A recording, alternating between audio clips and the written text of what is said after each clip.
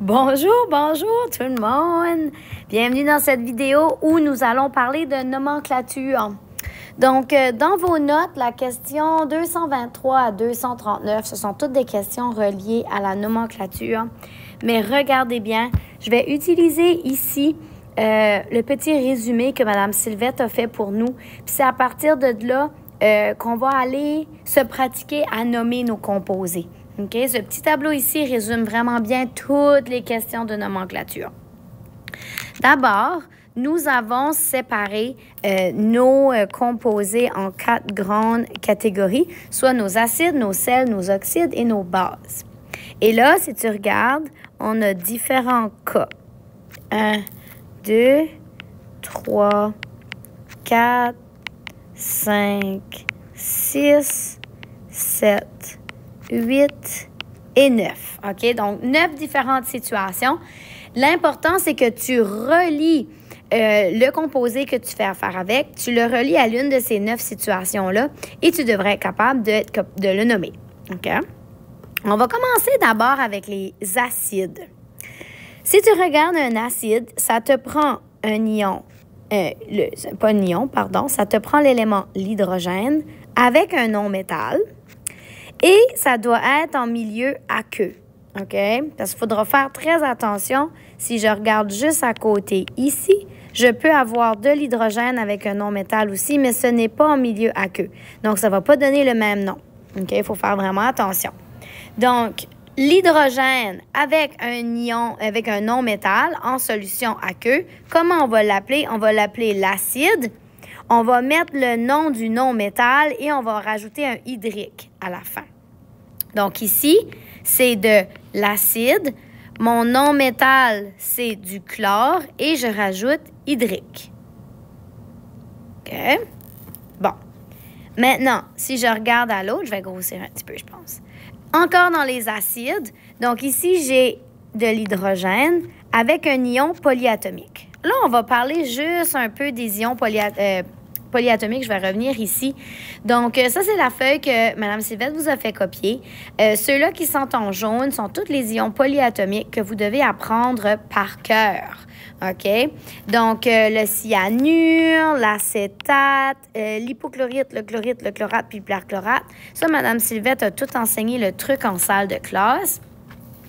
Le nitrite, le nitrate, l'hydroxyde, le carbonate, le chromate, le peroxyde, le sulfite et le sulfate, ainsi que ces 4 autres-là, l'ammonium, l'iodate, le bromate et le fluorate. Ah, puis on a aussi le phosphite et le phosphate ici.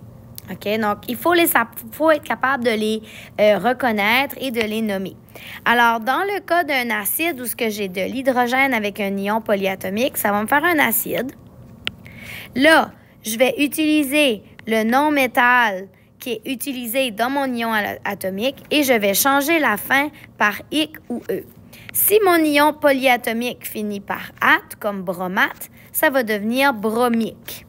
Mais si mon ion polyatomique finit par it, comme bromite, ça va devenir un E, donc bromu.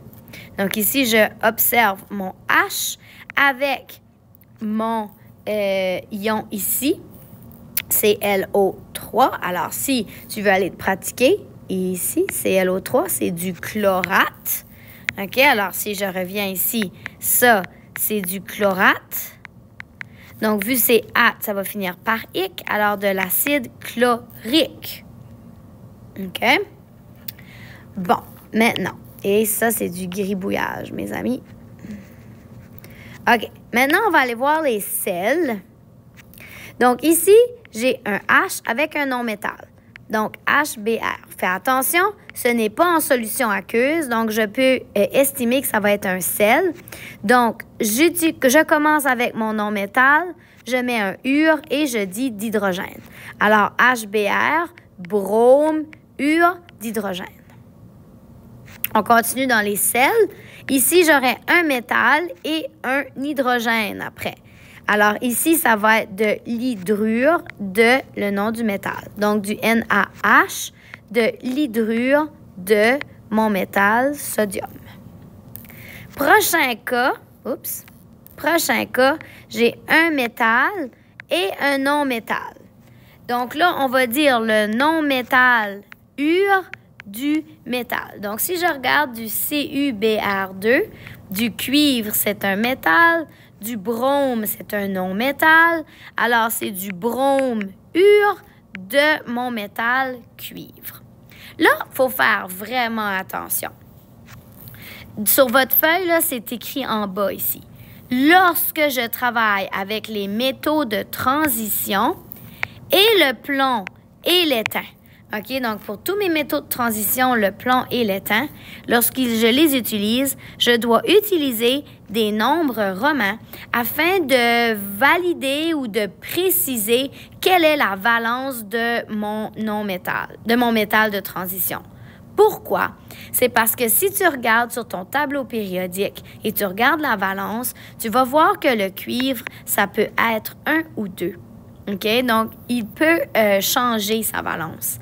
Donc, si je mets en chiffre romain 2, ça veut dire que le cuivre que j'ai utilisé ici a une valence de 2+. Vraiment important.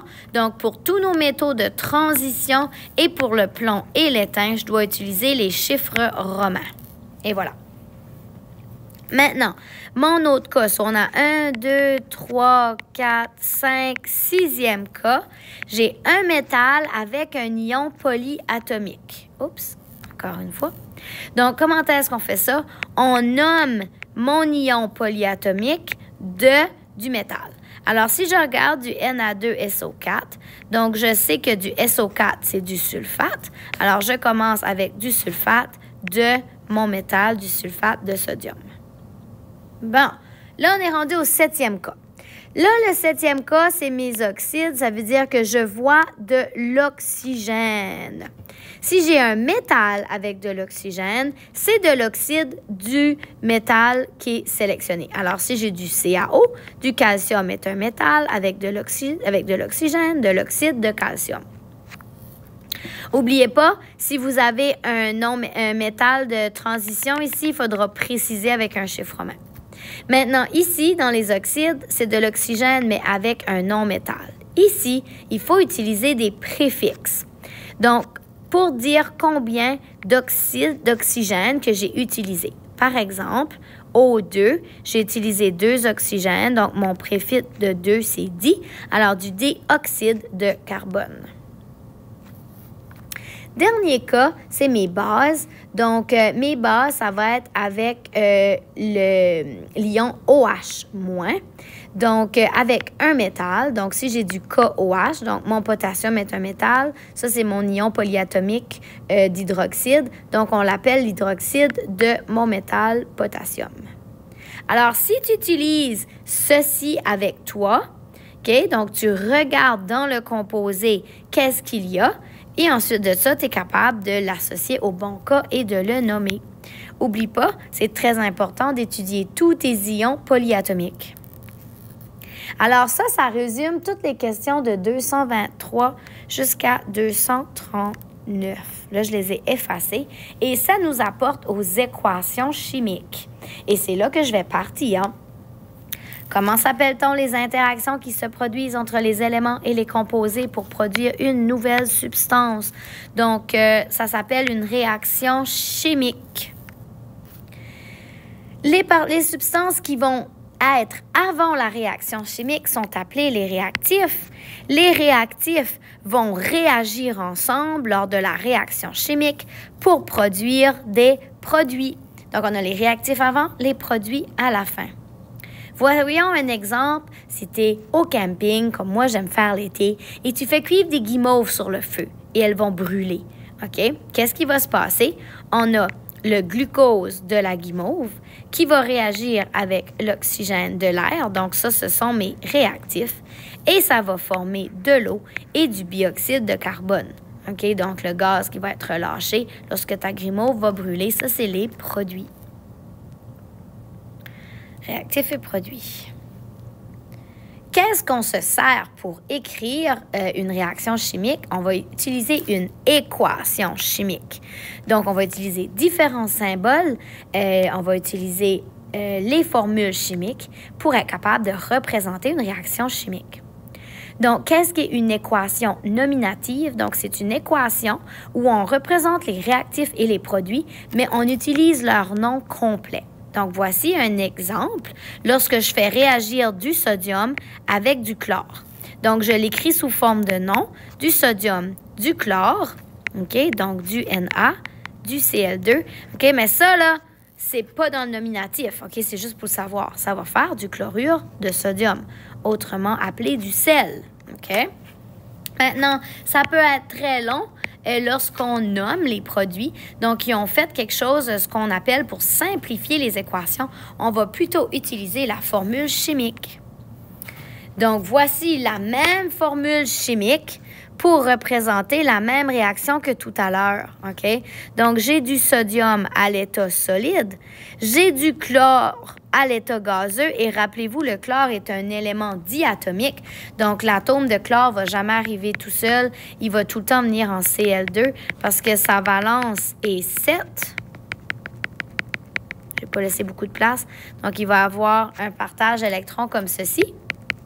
OK? Donc, c'est un élément diatomique. Alors, comment est-ce qu'on écrit l'équation squelette? J'écris à gauche de ma flèche mes réactifs. Je peux mettre un plus si j'ai plus qu'un réactif. Je mets la flèche. La flèche veut dire qu'il y a une réaction chimique. Donc, il va y avoir des liaisons chimiques qui vont se créer. Et à droite, je mets les produits. Je peux aussi utiliser des petits indices pour aller montrer l'état de mes réactifs et de mes produits. Donc, est-ce que c'est des solides, des gaz, est-ce que c'est en solution aqueuse, est-ce que c'est liquide, etc. Fait que là, ça va être ton premier devoir ici. OK? Juste pratiquer à écrire les équations nominatives et les équations squelettes. Par contre, une fois que tu sais faire ça, il faut aller un petit peu plus loin. Il y a une loi en chimie qui nous dit, la loi de la conservation de la masse, qui nous dit que la masse avant la réaction devrait être exactement la masse après. Il n'y a rien qui ne s'invente et il n'y a rien qui se perd en chimie.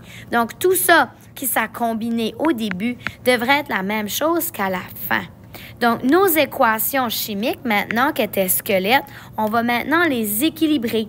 Ce qui veut dire que je vais avoir le même nombre d'atomes d'un type d'élément des deux côtés de ma flèche, des deux côtés des réactifs et des produits. Allons voir des exemples. Donc, comment est-ce qu'on fait? Donc, je regarde le nombre d'atomes avant un élément. Je regarde le nombre d'atomes après la réaction, donc de mes réactifs. Si je vois que ce n'est pas le même nombre, je vais rajouter des petits nombres, des petits coefficients devant mes formules chimiques pour essayer d'équilibrer pour que le nombre d'atomes soit le même avant et après. OK? Puis c'est la seule façon qu'on peut équilibrer, c'est en rajoutant des coefficients. J'aurais aimé avoir des exemples. C'est-tu juste plus loin, les exemples? Non. OK? Ça fait que je vais le faire avec l'exemple qu'on a vu. Donc, du sodium solide plus du chlore gazeux donne... Oh, j'aurais dû me laisser plus d'espace, hein? Attendez.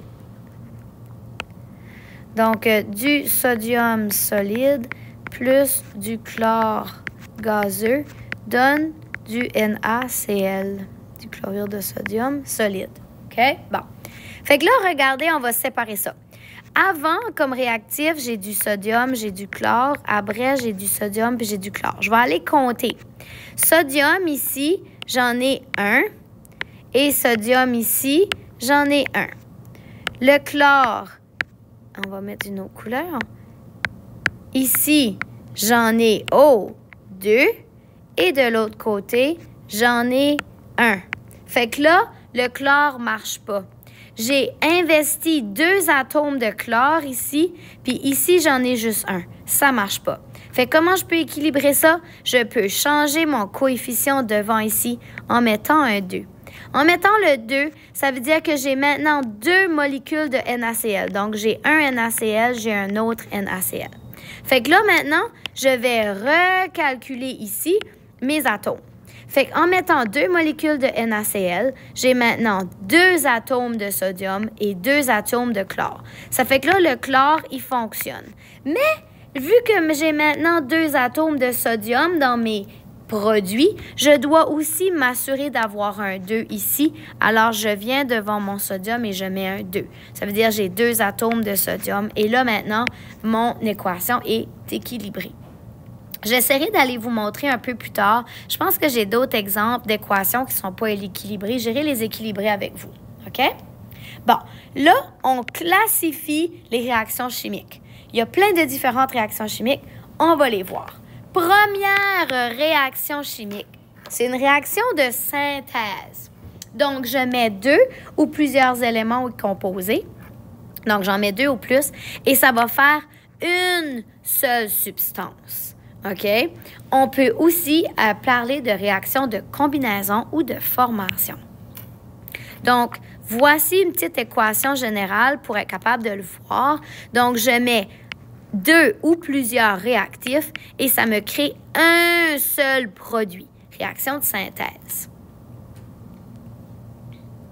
Donc, voyons des exemples. Ah, ils sont déjà tous équilibrés pour vous. J'aurais dû enlever les petits coefficients, puis j'aurais pu le faire avec vous autres. Voici des réactions de synthèse. J'ai du fer avec de l'oxygène qui fait mon produit ici. OK? Puis regardez, on va se pratiquer. Regardez ici, j'ai du Fe2O3. Fait que si on s'amuse, puis on vient ici, du Fe2O3.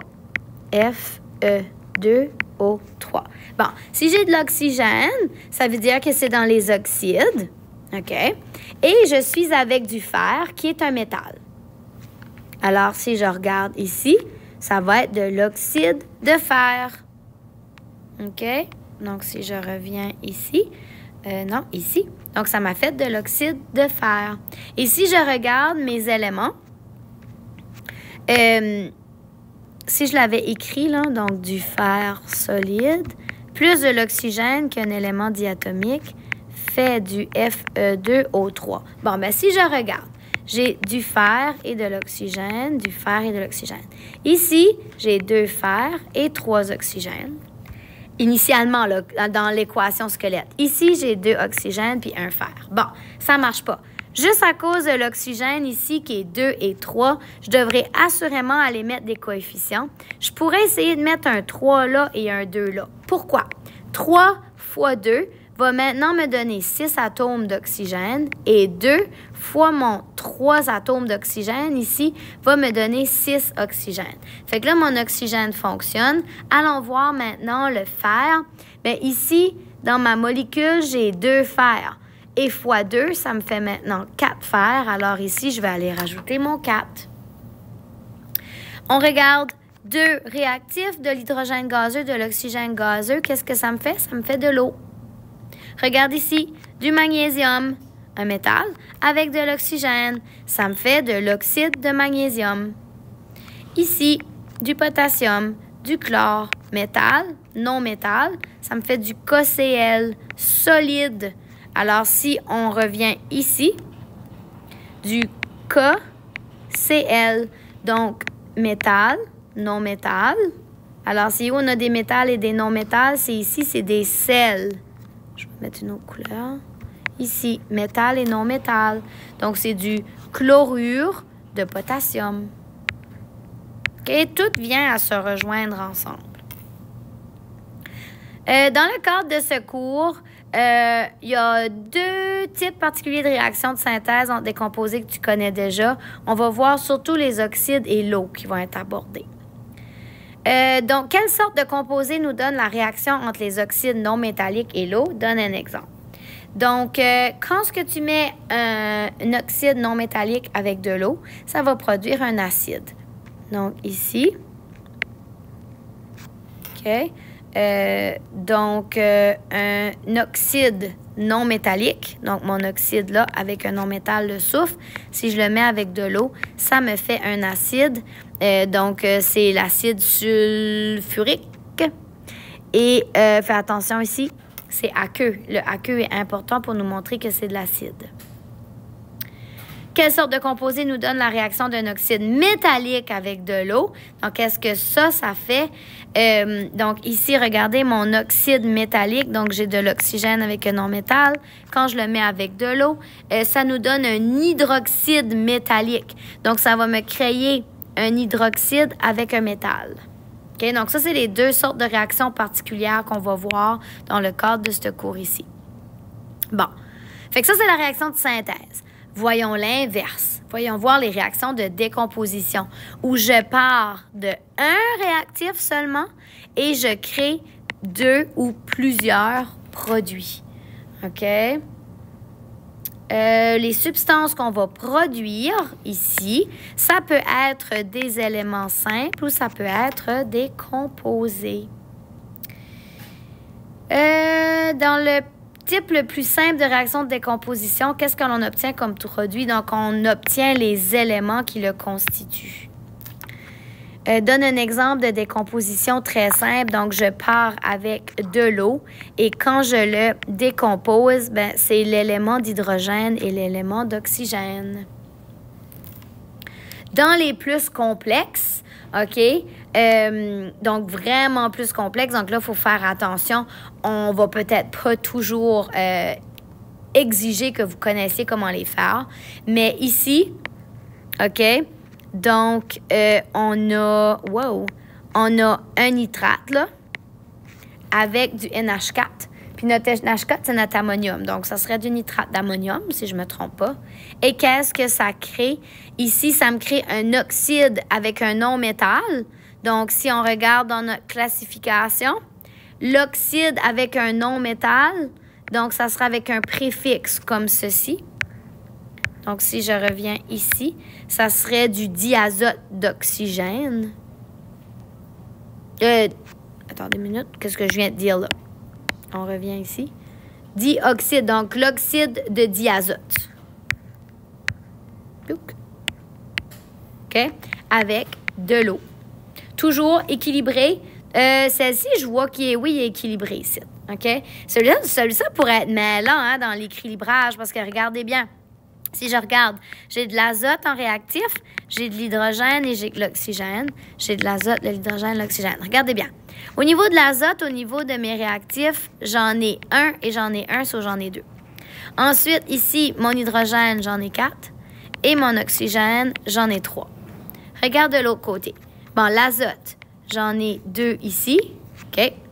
L'oxygène, j'en ai 2 dans ma molécule, mais j'ai 2 molécules, ça fait 4. Puis regardez l'oxygène. J'en ai un là, et ici, j'en ai 2 qui me fait mes 3 oxygènes. OK? Donc, un petit peu plus complexe. Là, des fois, il faut faire attention parce qu'il peut y avoir de l'oxygène à une place et à 2 places. Là, on va parler un peu des réactions de combustion. Donc, lorsqu'on fait brûler avec de l'oxygène. Donc, une réaction de combustion complète se fait avec un élément ou un composé et ça prend de l'oxygène. Qu'est-ce que ça entraîne? Ça entraîne la formation d'oxydes, donc des oxydes les plus courants des éléments présents dans le composé.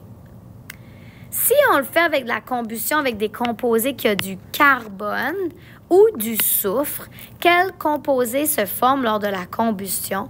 Donc, lorsque je prends un composé à base de carbone, ça va faire du CO2 comme produit. Et même chose, si je brûle quelque chose avec du soufre, ça va faire du bioxyde de soufre. Quoi d'autre qui va s'accompagner lorsque je vais faire de la combustion? Bien, il va y avoir de la lumière et de la chaleur. Donc, quand ça brûle, ça fait la flamme qui est de la lumière et ça crée de la chaleur. Quel produit la combustion complète de n'importe quel composé en formant du carbone, de l'hydrogène et de l'oxygène?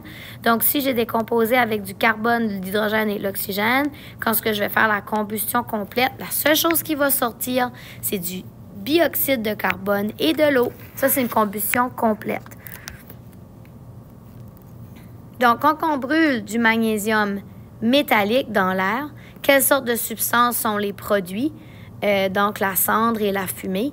Il y a de l'oxyde de magnésium. Le magnésium, pardon, c'est combiné avec l'oxygène. Maintenant, si on fait brûler un certain composé et que la quantité d'oxygène est insuffisante, donc il n'y a pas assez d'oxygène dans l'air, ça va faire une combustion incomplète qu'on appelle. Et ça, ce que ça va rajouter du monoxyde de carbone au lieu du dioxyde de carbone qui est ton CO et de l'eau encore une fois. Donc, ça ne sera pas du CO2. Il va en avoir, mais il va aussi avoir du monoxyde de carbone. Ça, c'est dangereux pour la santé. C'est un gaz mortel. Souvent, là, des fois, tu entends à la radio qu'il y a des gens qui sont morts parce qu'ils ont utilisé un exemple du propane ou du butane pour réchauffer leur tente. Puis si tu ne mets pas de la bonne aération, ça relâche du monoxyde de carbone. Ton poumon va le prendre, il va l'envoyer dans ton sang au lieu d'emporter de l'oxygène. Puis tu vas te priver d'oxygène, tu vas t'endormir intoxiqué. Vraiment dangereux. Bon, on continue avec les sortes de réactions. Donc, on a vu la réaction de synthèse, la réaction de décomposition. Et là, on va voir la réaction de déplacement simple.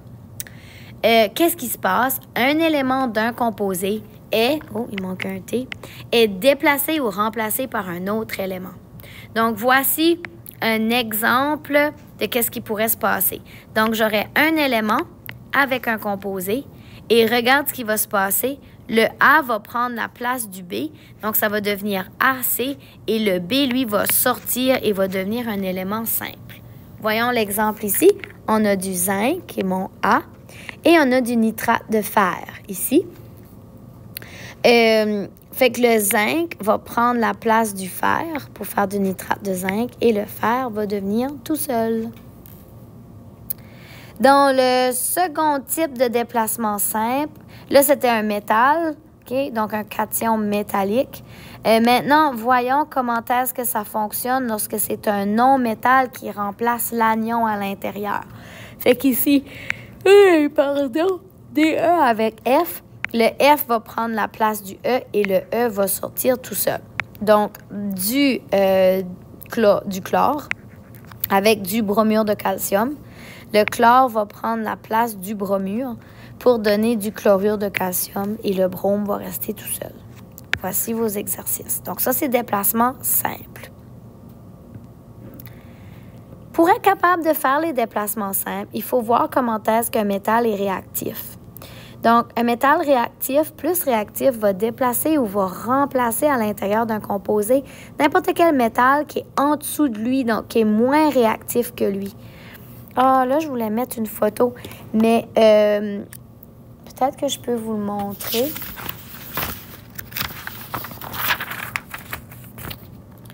La série, je vais aller vous le montrer juste en prenant ceci. Donc, ici, ça montre la réactivité des métaux.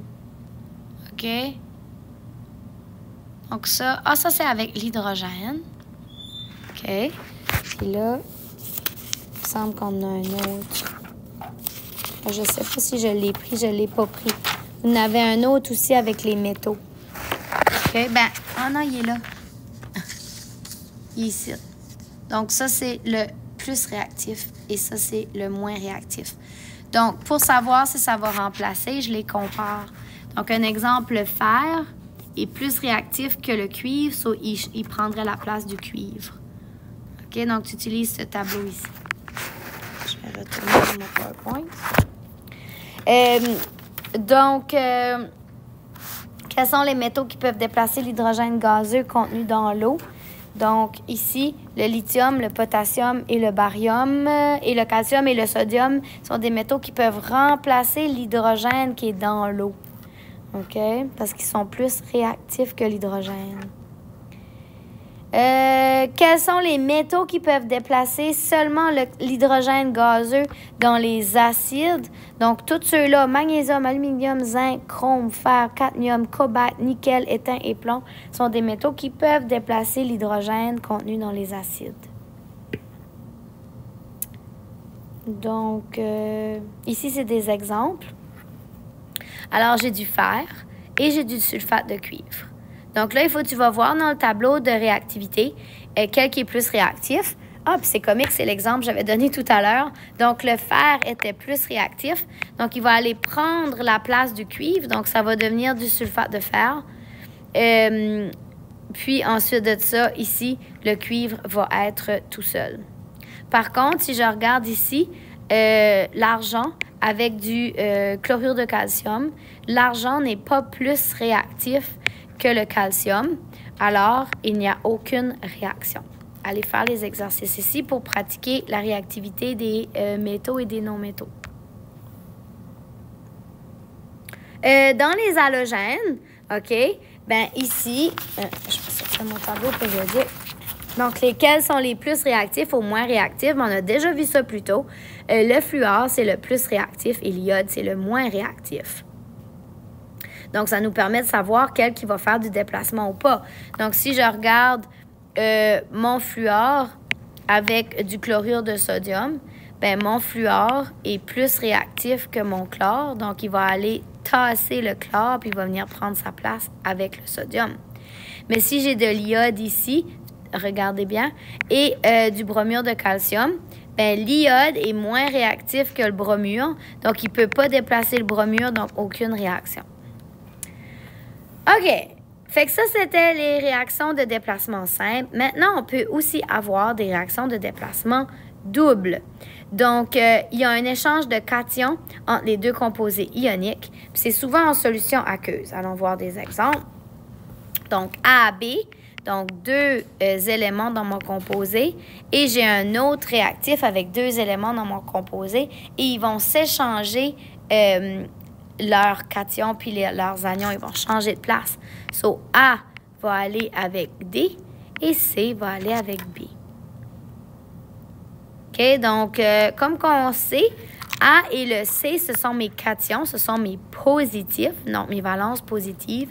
Et B et D vont être nos valences négatives, nos anions. En quoi consiste le test courant pour déterminer si un échantillon d'eau contient du chlorure de sodium? Un test courant, c'est d'ajouter quelques gouttes de nitrate d'argent. Pourquoi? C'est parce que il va avoir une réaction de double déplacement. Je pense qu'on la voit juste après. Voilà. Donc, si j'ai du chlorure de sodium, du sel, et je mets du nitrate d'argent, il va avoir un échange de cations et d'anions. Donc, le sodium va aller avec le nitrate et mon argent va aller avec mon chlore. OK? Et ceci, ça va me créer un précipité, donc un solide qui va se créer, un solide qui est insoluble dans l'eau, qu'on appelle un précipité, qui est mon chlorure d'argent ici.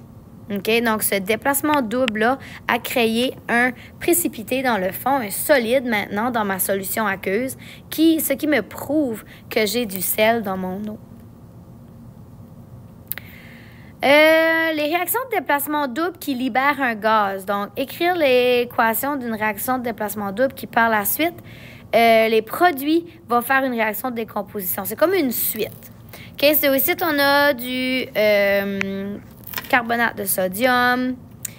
Ici, c'est en solution aqueuse. Donc, c'est de l'acide chlorhydrique. Il va y avoir un déplacement double qui va se faire. Sur le H, va aller avec mon CO3. Donc, ça va me faire de l'acide... Hey, là, je teste mes affaires. Acide carbonique, c'est ça? Attendez une minute. Je ne vais pas me tromper.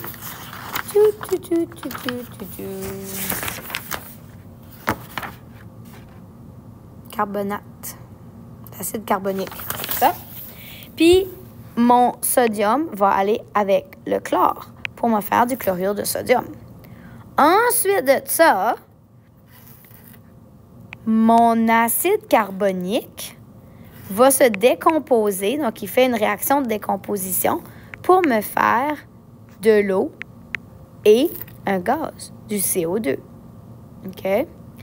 Donc, je peux conclure, parce que regarde, ceci, ça devient ça. C'est remplacé. Ça fait que je peux prendre mes réactifs et dire que à la fin, qu'est-ce que ça produit? Ça produit du chlorure de sodium en solution aqueuse Et ça produit de l'eau et du CO2 parce que mon acide ici a été décomposé en gaz.